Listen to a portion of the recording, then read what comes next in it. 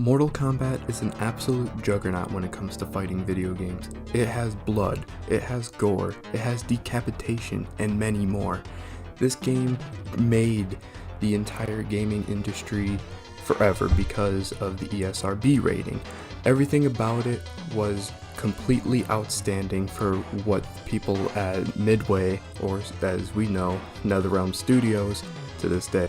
Now, Mortal Kombat is hard at first. You got all the buttons like high punch, high kick, low kick, and block. But as soon as you get the hang of it, a lot of the moves will be clearer than you think. The opponent is your worst enemy. He or she will pull off a lot of BS moves or just throw you when you least expect it. For the characters, I like a lot of them. They have a lot of creativity in them, like Kano. I see where Kano got his design from the Terminator, which one of his eyes glow red. Most ports of Mortal Kombat don't have blood in them. Most of them have the blood code except for the SNES version, which fatalities are finishing moves and kinda sucks because nowadays all versions have blood in them. If you think about it, it's more disgusting when sweat is coming off of them. Besides blood, of course. For the blood code, you press ABACABB.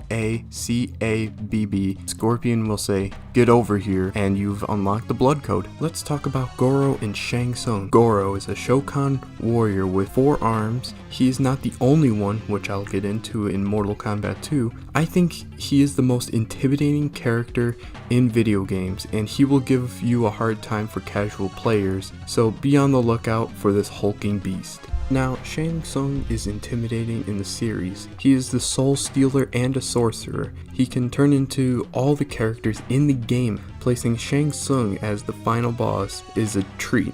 When you defeat him, the character you play as will be canon or non-canon when you beat him. Now, speaking of characters, I forgot to mention all the characters like Sub-Zero, a Cryomancer, Scorpion, a demon from hell, Johnny Cage, a movie star, Sonya Blade, Special Forces, Kano, a Black Dragon leader, Raiden, a Thunder God, and Liu Kang, a Shaolin monk. All of them have their own story, but if you would like me to cover them, let me know in the comments below. But I think I can add some spice to this video with some fun facts.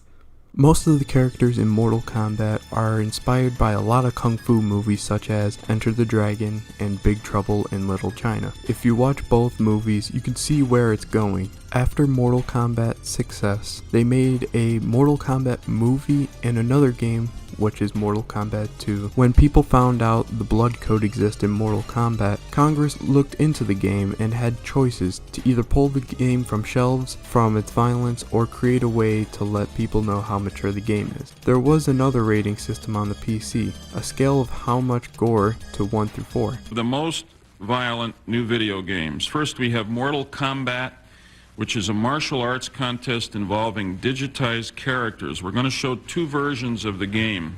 In the first segment, which is Sega's version, blood splatters from the contestants' heads. When a player wins, the so-called death sequence begins. The game narrator instructs the player to finish, and I quote, finish his opponent. The player may then choose a method of murder, ranging from ripping a heart out to pulling off the head of the opponent with spinal cord attached. And last but not least, if you want to find Reptile, you need to be on the pit stage, get 2 flawless victories. It has to be you versus a computer, pull a fatality without blocking. Then you will face Reptile, who is a green version of either Sub-Zero or Scorpion. This will be an ongoing project that I'll be working on for a few weeks or more, so stay tuned for the next video and I will be doing a tier list by the end of the series. See you in the next video. Goodbye.